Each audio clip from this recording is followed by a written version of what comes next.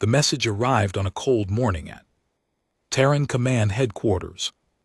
Admiral Elena Korsakov stood in the communication center watching the holographic display flicker to life. The alien face that appeared was tall and angular with purple skin that seemed to shimmer under artificial light. 4 eyes blinked in sequence as the creature spoke. "I am High Executive Vralthon of the Calrithian Galactic Empire," the alien announced. His voice carried the weight of authority that came from ruling thousands of worlds. "We are informing you of Imperial Decree 7743.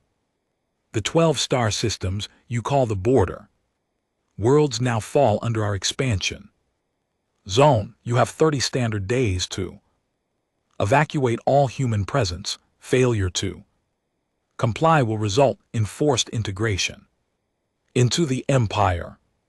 The message ended abruptly. The communication center fell silent. Technicians looked at each other.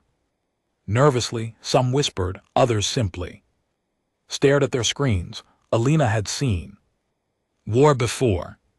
She had fought pirates in the outer colonies and put down 3 separate rebellions, but this was different. The Calrithian Empire controlled 47 star systems. They commanded thousands of different alien species. Their military had existed for 10,000 years, longer than human civilization itself. Admiral, her second-in-command, asked. Commander James Park stood beside her, his dark eyes reflecting the glow of the displays. "What are your orders?" Elena turned away from the hologram. She walked to the large window that overlooked Earth. The blue planet turned slowly below, peaceful and unaware of the threat that had just arrived. Somewhere down there, people were eating breakfast, going to work, playing with their children. They had no idea that an empire spanning half the galaxy had just demanded humanity abandon 12 worlds, schedule an emergency meeting with the Colonial Council and the Defense Committee. Elena said quietly, "Then prepare the 3rd Fleet for deployment. We're going to the border." "The 3rd Fleet?" Park's voice rose slightly. "Admiral, that's our newest dreadnought and 40 support ships. If we move them to the border, the Calrathians might see it as aggression." Elena turned to face him. Her gray eyes were cold and steady. "Commander, they just told us to abandon our homes. They've already decided we're insignificant. Let them see what we think of their ultimatum." The next morning, Elena sat in a conference room with 12 holographic projections. Each one represented a colonial governor from the border worlds. They were angry, frightened, and looking to her for answers. "They can't just take our worlds," Governor Ramirez said. She led the colony on Theta 7, a mining world with 3 million people. "We've been there for 70 years. We built those cities. We raised our children there. The Empire doesn't care," Ambassador Schiller said. The Federation observer had joined the meeting to provide context. She was a slim creature with silver skin and too many fingers. "The Calrathians have done this to 40 other species. You either join them or you leave. Those are the only options they give." "What happens if we refuse?" asked Governor Chen from Delta Station. Schiller's expression was difficult to read, but her tone was clear. "No one has ever refused them. They have weapons that can crack planets, ships that can block out stars. The last species that resisted was the Vorlathi. The Empire destroyed their home world as a lesson. 3 billion dead in an afternoon." The room fell silent. Elena could see the fear spreading across the Governors' faces. They were civilians, not soldiers. They had families to protect. Admiral Korsakov, Governor Ramirez, said slowly, "What does Terran command recommend?" Elena stood up. She had been thinking about this question all night.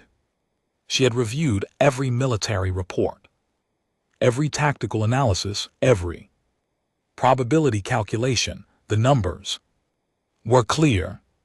Humanity had 200 years of space travel. The Calrathians had 10,000. Earth had maybe 500 military ships.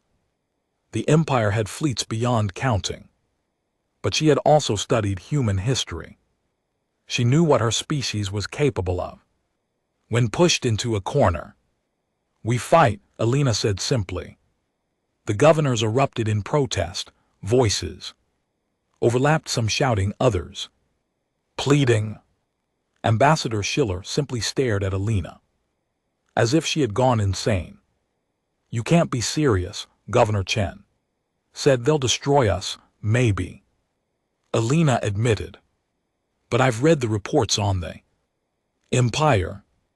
They're big, they're old, they're powerful, but they haven't fought a real war in 3,000 years. Every species they've encountered either ran away or surrendered immediately. They don't know how to fight an enemy that refuses to lose." "And you think we can refuse?" Ramirez asked. "I think we're human," Elena said. "We spent 10,000 years fighting each other over every scrap of land and resources on Earth. We nearly destroyed ourselves 3 times before we reached the stars. We're not good at a lot of things, but we're very good at fighting." Park brought up a tactical display. It showed the border region with human colonies marked in blue and the Empire's territory in red. The difference in size was frightening. "Even if we wanted to fight, how would we do it?" one governor asked. Elena pointed at the display. "The Empire thinks we're primitives. They think we'll panic and run. We're going to use that. I'm taking the 3rd Fleet to the border right now. We're going to establish defensive positions at every colony. We're going to make it clear that this line doesn't move." "What if they attack?" Governor Chen asked. "Then we show them what humans do when someone tries to take our homes," Elena said. The meeting ended with a vote. 8 governors voted to support military resistance. 4 wanted to negotiate. It was enough. Terran Command had authorization to defend the border. 3 days later, Elena stood on the bridge of the dreadnought Indomitable. The massive ship was the pride of the Terran fleet, bristling with weapons and armor. Around her, 40 other ships moved in formation. Cruisers and destroyers and carriers, filled with fighter craft. They emerged from faster than light travel at the border beacon, a massive station that marked the edge of human space. The beacon's lights pulsed in the darkness, a statement that humanity claimed this territory. "Admiral, we're receiving another transmission from the Calrathians," the communications officer reported. "Put it through," Elena ordered. High Executive Rothun appeared again. This time his 4 eyes narrowed when he saw her uniform. "You're making a mistake, human. Our fleets are gathering. Our strength is beyond your comprehension. Leave now, while you still can." Elena stepped forward, making sure the camera captured her clearly. Behind her, the bridge crew worked at their stations, calm and professional. She wanted the Empire to see that humans weren't afraid. "High Executor, I am Admiral Elena Korsakov of Terran Command. You have demanded we abandon our colonies. We Refuse. The border worlds are sovereign. Human territory, any attempt to cross this line will be considered an act of war. This is your only warning. Turn back or discover why humanity doesn't yield. She cut the transmission before he could respond. Park approached her quietly. Admiral, that was the Kelrathian Galactic Empire. They've never been refused before. They're going to come for us now. Elena looked out at the stars. Somewhere out there the Empire was watching. They were probably laughing, thinking humanity had signed its own death warrant. Let them come, she said softly.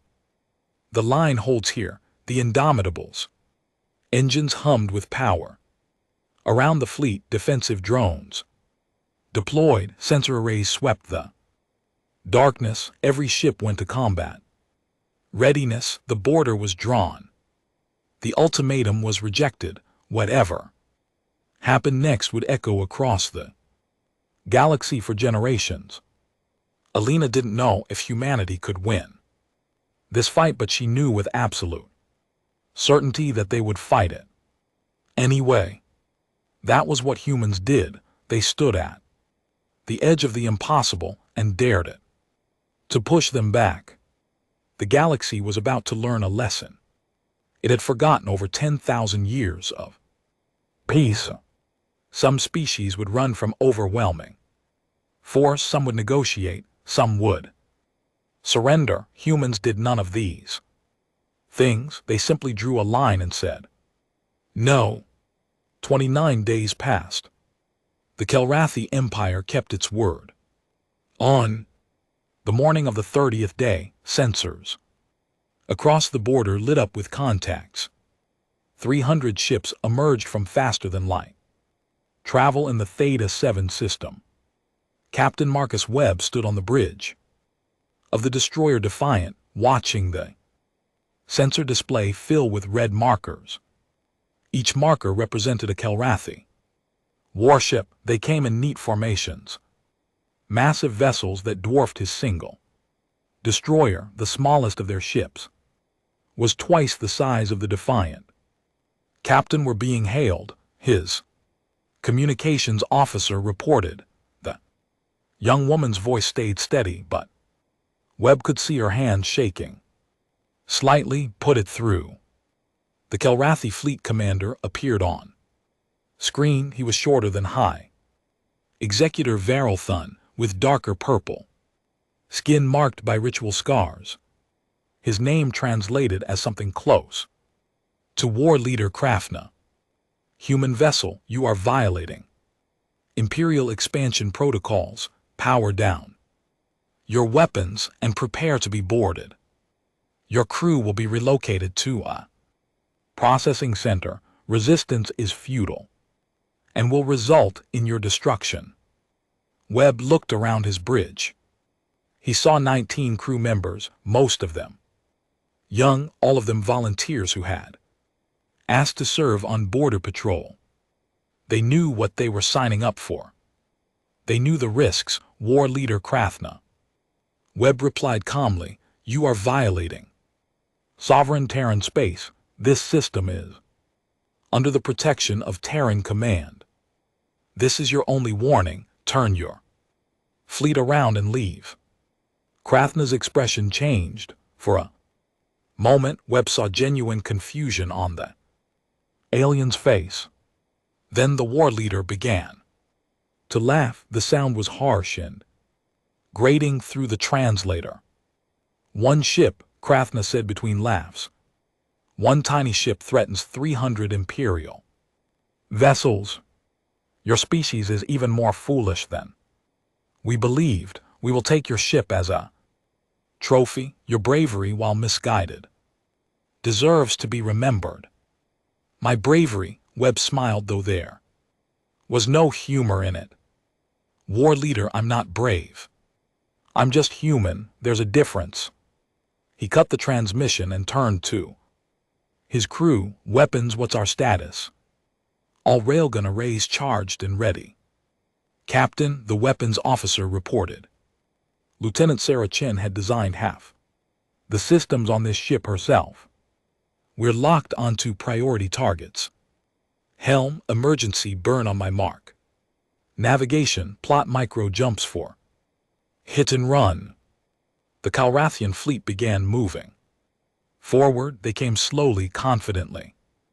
300 ships advancing on one destroyer. They didn't even bother with battle. Formation, this wasn't a fight, this was an execution. Captain, they're charging weapons, the tactical officer called out. Wait for it, Webb said quietly. The Calrathians, close to 20,000 km, their lead ships, began targeting solutions. Webb could see the weapon signatures building on his sensors. Now, he said simply, the Defiant opened fire. Humanity had been building weapons for thousands of years. They started with rocks and sticks, moved to swords and arrows, invented gunpowder and missiles and nuclear weapons. When they reached the stars, they brought that same violent creativity with them. The railgun was an old concept, simple physics applied with human determination. Accelerate a solid projectile to impossible speeds and let kinetic energy do the rest. No warheads needed, no explosives, just pure momentum transfer. The Defiant experimental arrays fired 30 rounds per second. Each round was a depleted uranium slug the size of a fist, traveling at 3% the speed of light. At that speed, even the smallest projectile hit with the force of a small nuclear weapon. The Calthrian shields had been designed to stop energy weapons and missiles. They weren't designed for solid projectiles moving at relativistic speeds. The first volley hit 6 ships. Simultaneously, shields flickered and collapsed. Armor meant nothing. The slugs punched through hulls, vaporizing everything in their path. 2 ships exploded outright, 4 more lost power and began drifting, trailing atmosphere and debris. Evasive maneuvers, Webb ordered. The Defiant engines screamed as the destroyer broke away from its position. Calthrian return fire lit up the space where they had been moments before.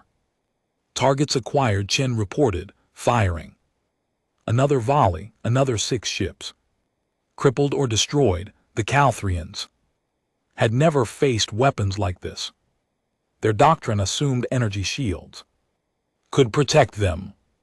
Their tactics relied on overwhelming firepower from large, slow-moving capital ships.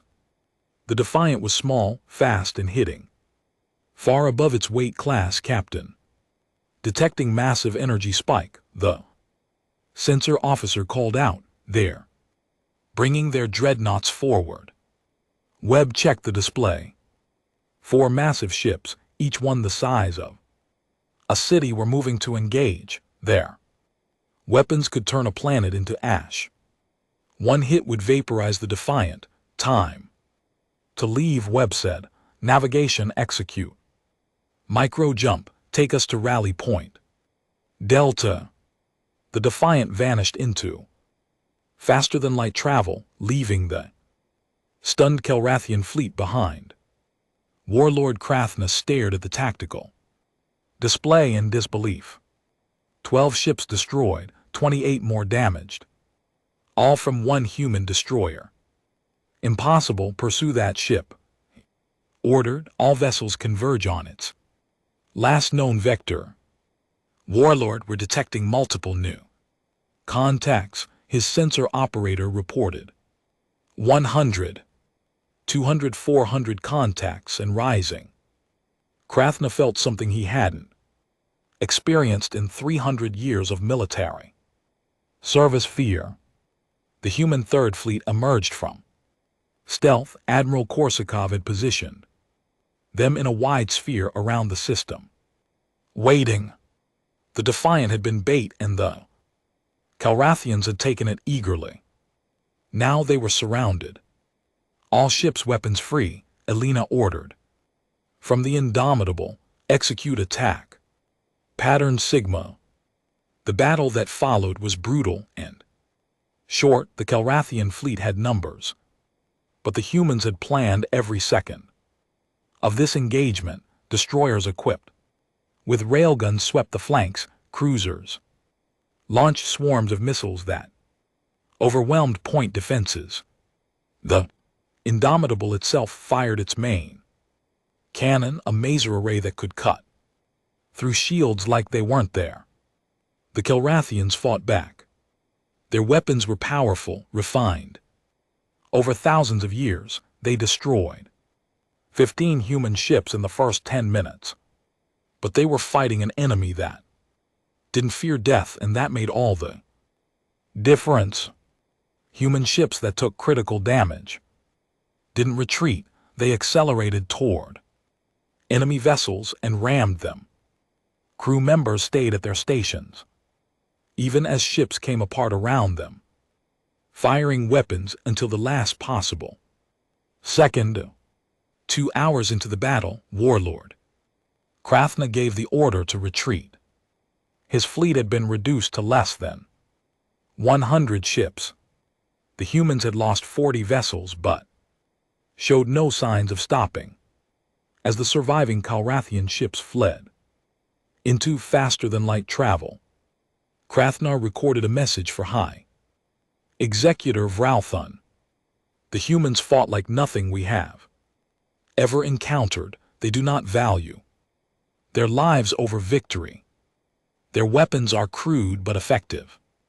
Their tactics are unpredictable. I recommend we reconsider this expansion. He sent the message knowing it would likely end his career. The Empire did not accept defeat.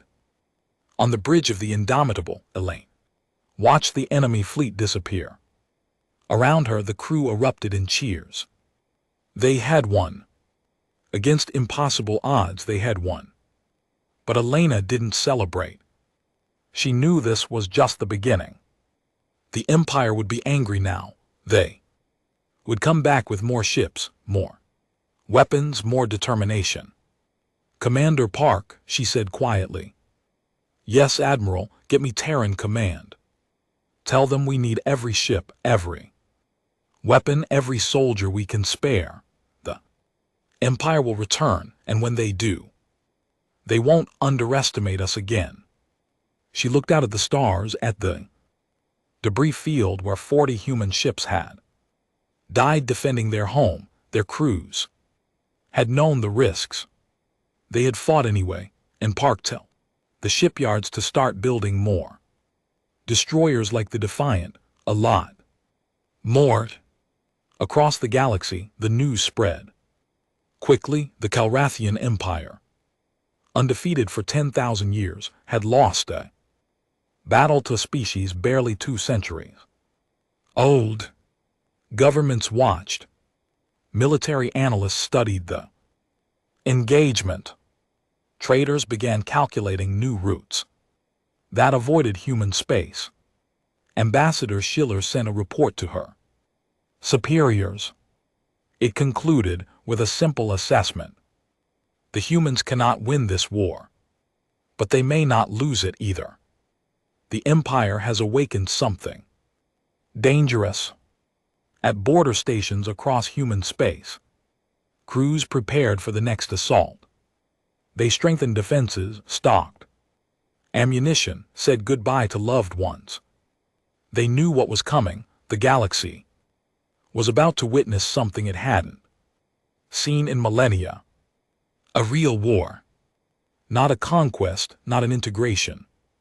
A fight between two forces that refused to break, and humanity had just proven they knew how to make it hurt. High Executor Vralthun stood in the grand chamber on the Calrathian throne. World around him, the Council of Dominance waited in silence. The ancient hall had witnessed 10,000 years of Imperial victories. Today it would hear about defeat, 200. Ships lost, Vralthun said his 4. Eyes scanning the council members, 2. Species we considered primitive, 2. Creatures who have barely learned to travel between stars, this is unacceptable. Subcommander Rilcat, oldest member of the council, spoke carefully. Perhaps we should reconsider this expansion. The humans have proven more capable than anticipated. We could negotiate, establish a treaty recognizing their border. The chamber erupted, voices rose in anger and disbelief. The concept of negotiation was foreign to the Empire. They conquered or they ignored. Those were the only options. Vralthun raised one clawed hand for silence. The Empire does not negotiate with inferiors. We have ruled this galaxy for longer than most species have existed. If we show weakness now, if we allow one defeat to change our course, how many others will think they can resist us? He turned to the strategic display that dominated the chamber. It showed the entire galaxy with Imperial territory marked in purple. The human space was a tiny blue dot on the edge. We will mobilize the core fleets, Vralthun announced. 5,000 ships. Every weapon we possess. We will not simply defeat the humans. We will erase them. We will make their home world a monument to the price of resistance. 5,000 ships. Rilcat looked shocked. High Executor, that is more force than we have deployed in 3,000 years. It will cost immense resources, take months to assemble. Then we begin immediately, Ralthon said coldly. The humans will learn what it means to defy the Empire. On Earth, Admiral Korsakov stood in the war room deep beneath Terran command headquarters. 45 days had passed since the Battle of Theta 7. Intelligence reports covered every wall, all saying the same thing. The Empire was coming, and they were bringing everything. 5,000 ships confirmed, Commander Park said, pointing at the latest reconnaissance data. They're gathering at staging points across 3 systems. Our analysts believe they'll attack in 3 waves. The first will hit our outer colonies, the second will target the border stations, and the third will push straight for Earth. General Marcus Hayes, head of Terran ground forces, studied the projections. Even if we pull every ship from every system, we can barely muster 600 vessels. We're outnumbered 8 to 1. 10 to 1. Park corrected. Some of our ships are still under construction. The new destroyers won't be ready for another month. Elena looked at the faces around her.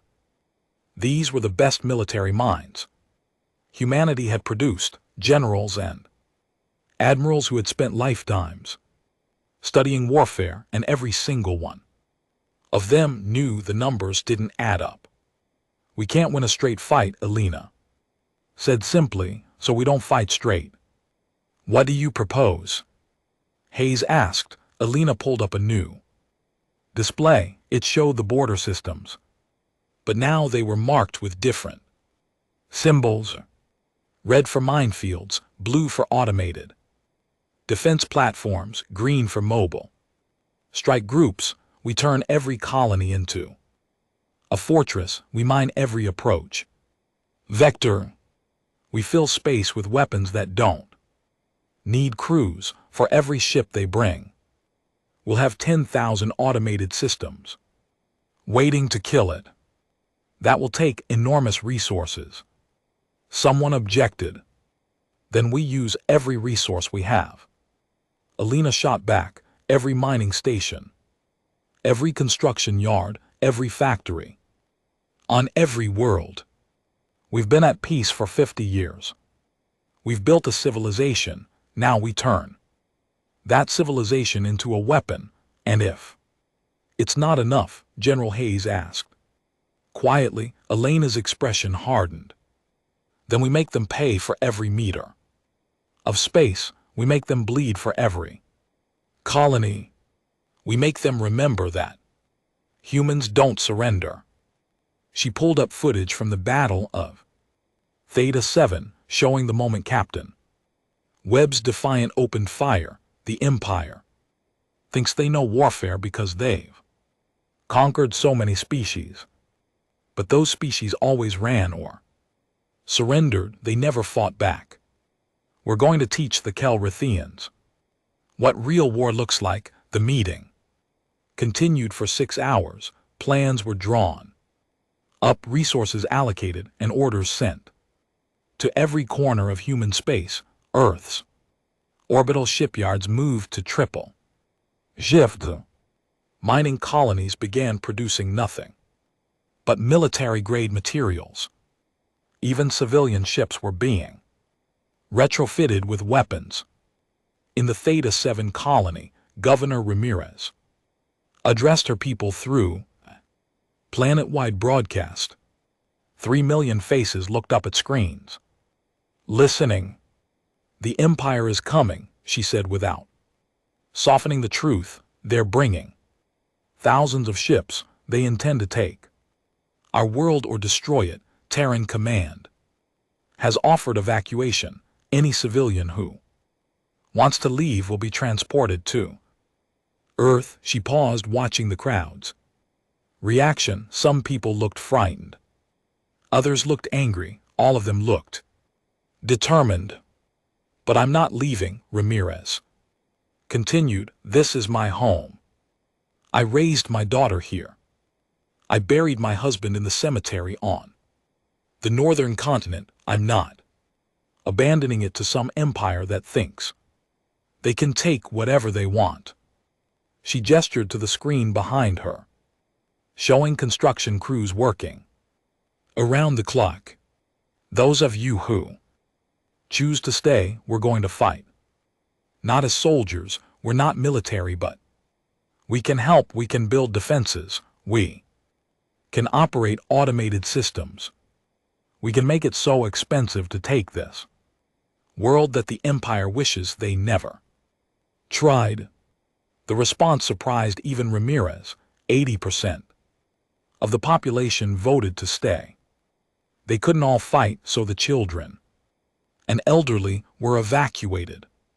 But everyone else remained, turning their colony into a fortress.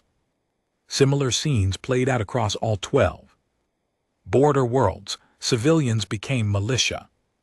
Farming communities became military installations. Humanity showed a talent for war that came from thousands of years of fighting each other. Captain Marcus Webb, now promoted to commander after his actions at Theta 7, oversaw the construction of new destroyer squadrons. The Defiant had proven the design. Now they were building 50 more ships just like it. The railgun arrays are efficient but expensive, his chief engineer reported. We're stripping resources from civilian infrastructure to build them. Strip whatever you need, Webb said. When the Empire arrives, nobody will care about civilian infrastructure if we're all dead. He watched the construction through the station's observation window. Ships took shape in the void, built at speeds that would have been impossible. Year ago, humanity had always been good at building when necessary. Ambassador Sheila sent regular reports to the Federation Council. Her latest message was particularly urgent. The humans are not preparing for battle, they are preparing for extinction-level warfare. Every colony, every station, every asteroid has been militarized. They are spending resources at an unsustainable rate. If they survive the Empire's assault, their economy will take decades to recover. They are betting everything on this. Defense, she paused, then added a personal note. I have observed 43 different species over my career. None have shown this level of commitment to a seemingly unwinnable fight. The humans either don't understand the odds, or they don't care. I suspect it's the latter. 60 days after Theta 7, Alina received the first reports of Empire fleet movements. They were coming just as intelligence had predicted. 3 massive armadas, each one larger than anything humanity had ever assembled. She stood on the bridge of the Indomitable, now stationed at the border's central defense point. Around her, 90 ships waited in formation. It was the largest concentration of human military force since the colony wars. Admiral, we're receiving multiple transmissions from the border stations. Communications reported they're all saying the same thing. The Empire's first wave just entered. Sensor range, 2,000 ships confirmed. Alina felt the weight of command settle on her shoulders. Millions of lives depended on the decisions she made in the next few hours. Earth itself could fall if she failed, but she also felt something else. Pride, not in herself but in her species. Against impossible odds, facing an enemy with 10,000 years of conquest behind them, humanity had looked at the approaching doom and decided to fight anyway. All stations, this is Admiral Korsakov, she broadcast on all channels. The Empire is here. They think their numbers will break us. They think we'll panic and surrender. They're wrong. Every human throughout history who stood against impossible odds, everyone who fought when retreat was the smart choice, they're with us now. The line holds, today, tomorrow. Forever the line holds. Across 12 star systems, across hundreds of stations and thousands of ships. Millions of humans heard her words. They weren't professional soldiers, most of them. They were miners and engineers, farmers and teachers, parents and children who had never wanted war. But they were human, and humans knew how to fight. The first wave of the Calrithian assault began.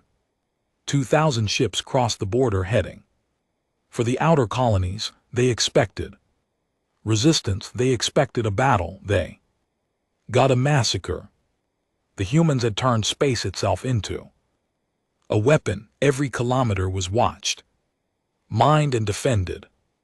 The Empire's ships flew into a prepared kill zone, and humanity showed them what 200 years of weapons development could achieve when you never stopped preparing for war. The Calrathian first wave hit the outer defenses of the Theta system like a hammer. 2,000 ships, weapons charged, shields at maximum.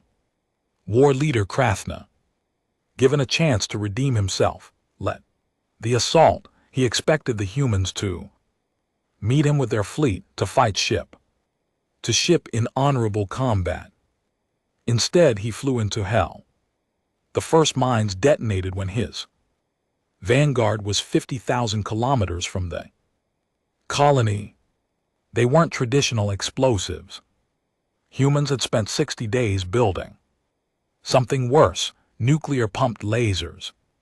Thousands of them hidden in debris fields and powered by small fusion warheads. When they activated, they turned empty space into a web of cutting energy. 300 ships died in the first 30 seconds. Shields meant nothing when the attack came from every direction at once.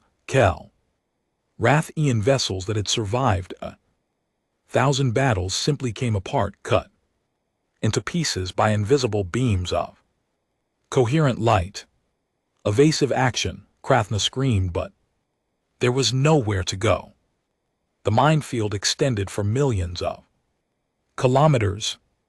Every time his ships tried to maneuver, they triggered more weapons. Then the railgun platforms opened fire. Humanity had built them in secret, disguised as sensor arrays and communication satellites. Each platform held a single rail gun, less powerful than those on the Defiant, but still deadly. They fired solid slugs at fractional light speed, and the Kelrathians learned what their shields couldn't. Stop. Fall back to defensive formation. Krathna ordered. His fleet tried to regroup, pulling into a tight sphere where they could support each other with overlapping fire. It was standard Imperial doctrine tested over thousands of years. It was also exactly what the humans wanted them to do. The asteroid came out of nowhere. The Kelrathians detected it far too late, a chunk of rock 5 km across, accelerating on chemical rockets that had been attached months ago. It wasn't moving at relativistic speeds, but it didn't need to, at 500 km per second. Mass was mass. The asteroid hit the center of the Kelrathian formation and shattered.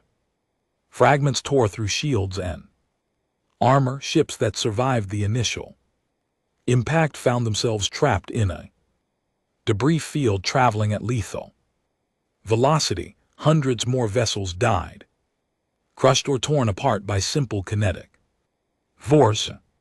Commander Webb watched from his destroyer, now part of Strike Group Delta. 50 ships, small and fast, positioned throughout the system. They had stayed hidden during the initial assault, waiting for their moment. All ships weapons free, he ordered. Attack pattern Web 7. The human strike group hit the Kelrathians from behind. Railguns fired. Missiles launched and close range lasers cut through damaged ships. Empire's fleet, reeling from the automated defenses, suddenly found themselves fighting an actual military force. The battle lasted 6 hours. When it ended, less than 800 Kelrathian ships retreated. The humans lost 19 vessels, most of them damaged platforms and stations. The kill ratio was nearly 40-1. High Executor Vorthun received the report in stunned silence. 2,000 ships sent, 800 returned. The humans had turned the Theta system into a death trap. Deploy the second wave. He ordered. 3,000 ships. Sweep the minefields clear before advancing. Use our heavy siege vessels to destroy the platforms from range. The second wave learned from the first. They came slowly, methodically, sending expendable drones ahead to trigger the mines. They kept their distance from the automated platforms, using long-range weapons to destroy them. One by one, it took them 10 days to clear a single approach corridor to the colony. Admiral Korsakov watched their progress from the Indomitable. They're adapting, she told Commander Park. Good, it means they think they understand our strategy, don't they? Park asked. Elena smiled without humor. They understand what we've shown them. They have no idea what we've hidden. The Kelrathian second wave finally reached the Theta system's inner defenses on day 75, 3,000 ships against Commander Webb's 50 destroyers and the colony's orbital platforms. The numbers were overwhelming. That's when Governor Ramirez activated Project Scorpion. The colony itself transformed, manufacturing facilities that appeared to be producing civilian goods revealed their true purpose. Hundreds of missile silos built underground over 60 days opened and launched their payloads, not toward the Calrathian fleet, but into stable orbits around the colony. Thousands of small satellites, each one carrying a simple payload. Ball bearings, millions of them, released into orbital paths calculated to intersect with any approach vector to the planet. The Calrathians detected them too late. At orbital velocities, even a ball bearing hit with devastating force. Small projectiles tore through ships that got too close to the colony, turning the planet into an untouchable fortress surrounded by a shell of kinetic weapons. Clever, the Calrathian fleet commander admitted, but we can wait. We will blockade the planet, eventually. Their resources will run out. Then Webb's strike group hit them again. And again, hit and run. Attacks from unexpected angles. The human destroyers would appear, fire their railguns and vanish into faster-than-light travel before the Calrathians could respond. They couldn't be everywhere, but they didn't need to be. They just needed to make the Empire's fleet constantly worried about the next attack. On day 80, the Mars volunteers arrived. They weren't military ships, they were mining vessels, cargo haulers, and civilian transports. 300 ships crewed by volunteers from the Mars colonies. People who had no military training, but plenty of courage. Their ships had been modified, weapons removed to make room for a single system. Each vessel carried a faster-than-light drive programmed for one final jump. They came in waves targeting the largest Calrathian vessels. The Empire sensors detected them and marked them as non-threats, civilian ships, probably trying to evacuate. Then the mining ships activated their drives while still in normal space. Physics didn't like it when you tried to enter faster-than-light travel near massive objects. The result was predictable and catastrophic. Each mining ship created a spatial distortion that tore apart everything nearby. They were suicide weapons, one-time use. Bombs that destroyed the ship and everything around it. The Mars volunteers took down 47 Calrathian capital ships. Every single volunteer died, but they made the Empire pay in blood for every meter of space. The galaxy watched in horror and fascination. Ambassador Schilel sent urgent reports. The humans are fighting with tactics we've never seen. They use their civilians as weapons. They sacrifice themselves without hesitation. This is not warfare as we understand it. This is something primal. The Calrathian second wave retreated on day 82. They had lost over 1,000 ships. The humans had destroyed or damaged another quarter of the Empire's assault force, and the border colonies still stood. High Executor Verelthun faced growing pressure from the Council of Dominance. We have lost 3,000 ships, Commander Rilkas stated. The humans have lost perhaps 200. This cannot continue. It will not, Fralton said coldly. Deploy the third wave every remaining ship. We will break through their defenses and strike at Earth itself. Once their home world is threatened, they will surrender. But he was wrong about humans in a fundamental way. They didn't fight harder when they had something to protect. They fought harder when they had something to lose. Admiral Korsakov received intelligence that the Empire's final assault was coming. Every ship they had left, nearly 2,000 vessels heading straight for Earth. She gathered her fleet at the gateway station, the last defensive position before humanity's home system 90 ships battered and damaged from months of fighting. They were outnumbered 20-1. Admiral, we can't win this fight, Commander Park said quietly. No, Alina agreed, but we can make it so expensive that the Empire never tries. Again, she broadcast to her fleet. This is it, everything we fought for. Everyone who died at Theta and Delta and Mars, it all comes down to this. Behind us is Earth.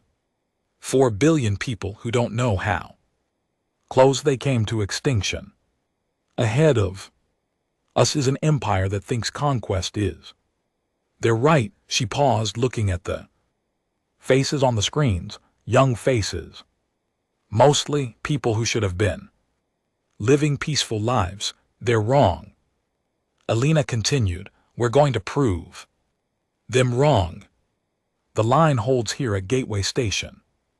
If we fall fighting. If we win, we change the galaxy forever. Either way, we make them remember that humans don't yield. The Carathian third wave appeared on sensors. 2,000 ships, the largest single fleet the Empire had deployed in 3 millennia.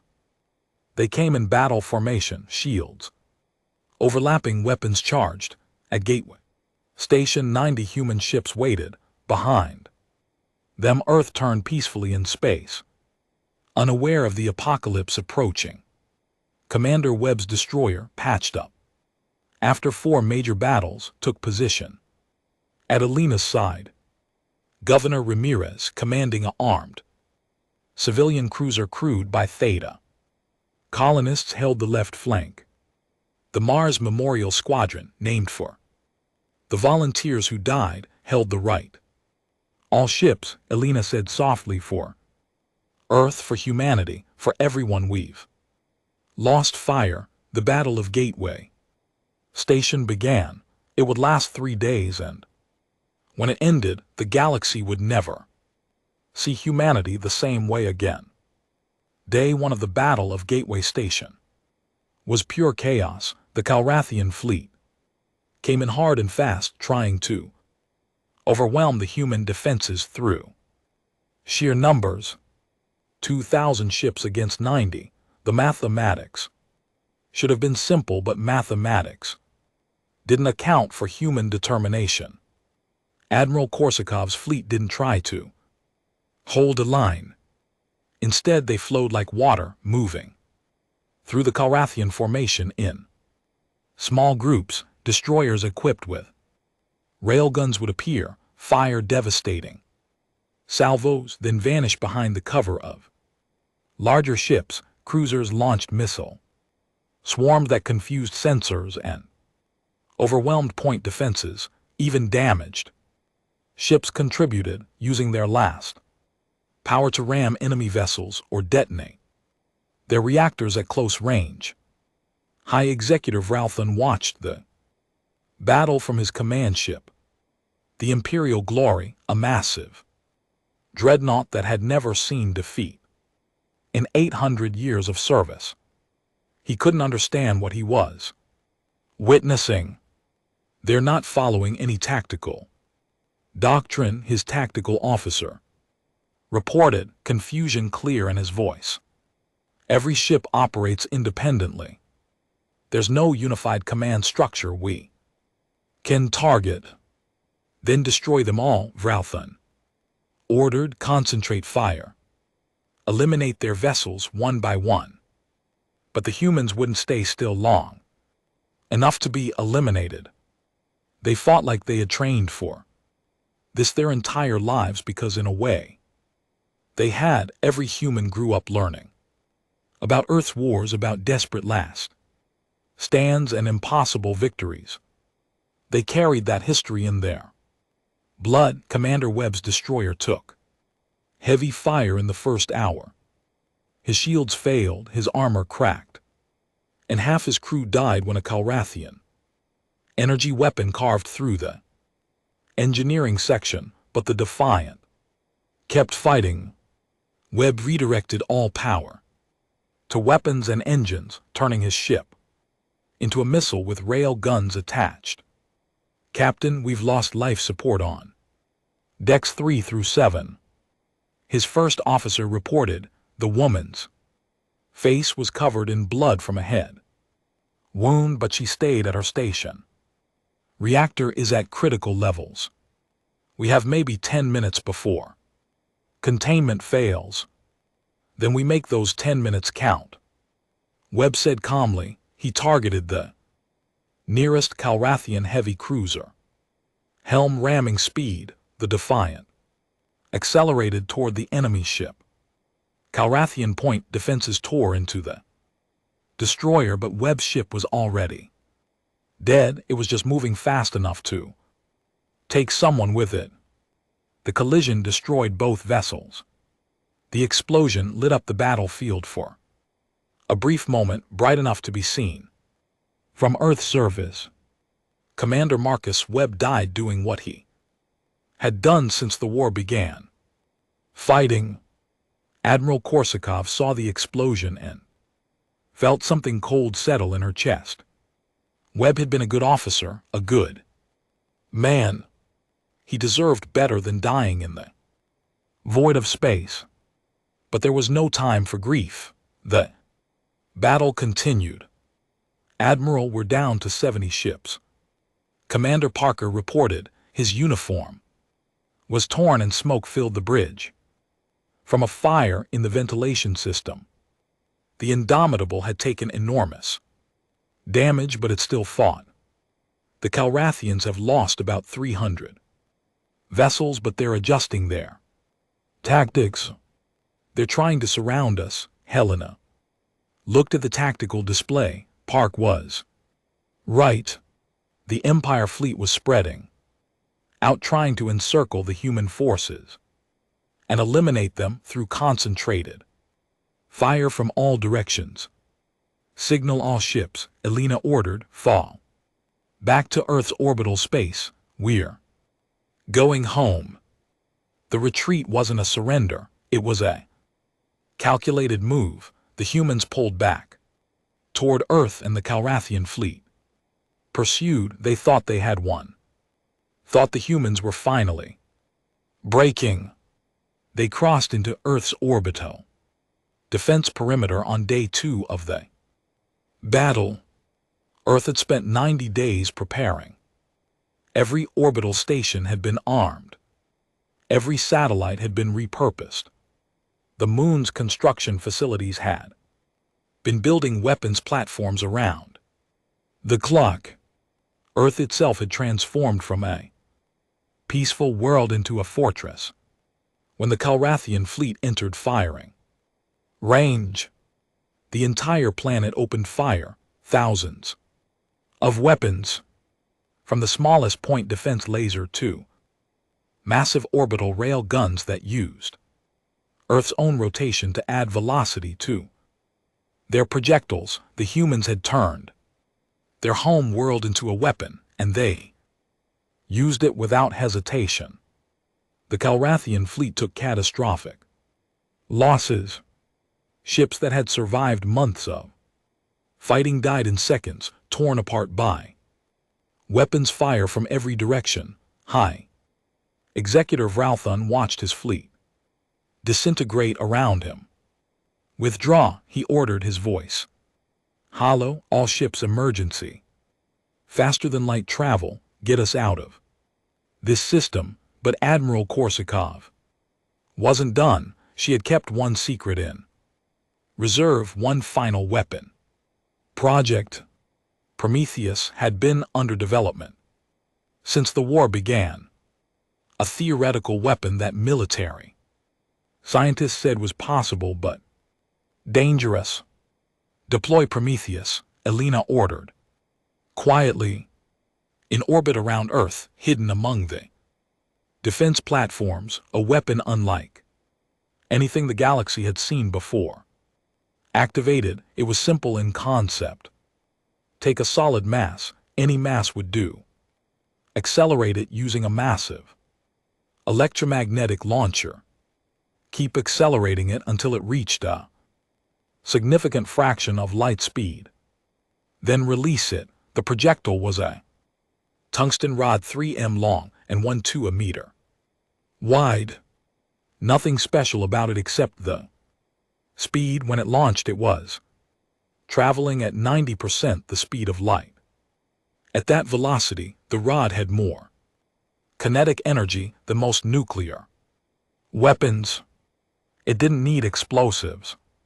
It didn't need warheads. It was just mass and speed turned into a weapon of almost unimaginable power. The rod hit the Imperial Glory dead center. High Executive Ralph Thune had one moment to realize what was happening. Then physics took over. The impact released energy equivalent to a large nuclear weapon, but concentrated into a much smaller point. The Imperial Glory, a ship that had survived 800 years of warfare, simply ceased to exist. The shockwave from the impact spread outward, crippling or destroying every ship within 10,000 km. The Calrathian fleet broke completely. Nearly half their remaining ships were destroyed or damaged beyond repair. Survivors fled, jumping to faster-than-light travel in panic, abandoning their dead and wounded. Admiral Korsakov stood on the ruined bridge of the Indomitable. Around her, the crew was silent. They had won, but the cost had been terrible. 70 human ships had entered the Battle of Gateway Station. 15 survived, all heavily damaged. Admiral were receiving transmissions from the Calrathian remnants. Communications reported there, requesting terms of surrender. Elena closed her eyes for a moment. Surrender. The empire that had ruled the galaxy for 10,000 years was asking humanity for terms. Tell them we want a formal treaty, she said. Recognition of all human borders, reparations for the colonies they damaged, and a guarantee they will never cross our space again. The treaty was signed 3 weeks later on Earth. High Executive Ralph Thune was dead, killed when his ship was destroyed. The new leadership of the Calrathian Empire came in person to sign what would be known as the Treaty of Terra. Ambassador Schiller attended as a neutral witness. She watched as the empire that had conquered countless worlds formally recognized the sovereignty of humanity. It should have been impossible. How? She asked Elena after the ceremony. You were outnumbered, outgunned, facing an enemy with thousands of years of experience. How did you win? Elena looked at Earth, the blue planet turning peacefully below. We didn't have a choice, she said. Simply, they demanded we abandon our homes. What were we supposed to do? Run? Surrender? That's not what humans do. But the cost, Schiller pressed. Thousands dead. Entire fleets destroyed. Colonies damaged. Was it worth it? Yes, Elena said without hesitation. Because now everyone knows. You can't take human territory. You can't force us to leave. You can't make us surrender. The border is sacred. It holds always. The galaxy learned that lesson well. News of humanity's victory spread quickly. Other species looked at their own borders differently now. The Calrathians had been the strongest empire in known space, and a young species barely 2 centuries into space travel had stopped them cold. At Gateway Station, where the final battle had been fought, humanity built a monument, a simple structure, listing the names of every ship and every crew member who had died defending Earth. At the top, in letters visible from space, was a single line. The line holds Commander. Webb's name was on that monument along with thousands of others. The Mars volunteers had their own section, each name accompanied by the phrase "Greater love has none." Governor Ramirez returned to Theta 7 to rebuild. The colony was damaged but not destroyed. People came back bringing their families, their dreams, their determination to make a home among the stars. Admiral Elena Korsakov was promoted to Supreme Commander of Terran forces. She spent the rest of her career making sure humanity never forgot the lessons of the war. Never underestimate your enemy. Never give up territory without a fight. And never ever assume someone else will save you. At every border station, every colony, every human outpost in the galaxy, a beacon was placed. Each one broadcast the same message in every known language: this is sovereign Terran territory. The border is clearly marked. Do not cross, do not test, do not threaten. We have proven what happens to those who ignore this warning. The line holds here. The Karathian Empire never recovered its former glory. The defeated Earth damaged more than their fleet. It damaged their reputation, their confidence, their belief in inevitable victory.